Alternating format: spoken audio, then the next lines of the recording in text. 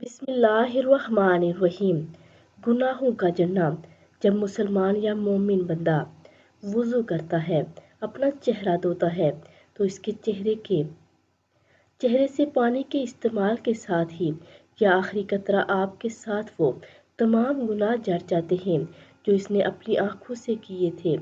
پھر جب اپنے ہاتھ دھوتا ہے تو اس کے ہاتھوں سے پانی کے استعمال کے ساتھ ہی یا آخری آب کے ساتھ ہی وہ سب گناہ نکل جاتے ہیں جو اس نے ہاتھ کو استعمال کر کے کیے تھے۔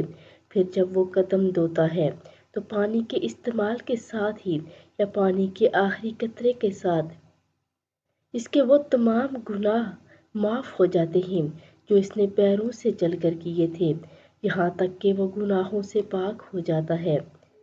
اللہ رب العزت ہم سب کو 5 وقت کی نماز اور صحیح معنوں میں وضو کی توفیق عطا فرمائے۔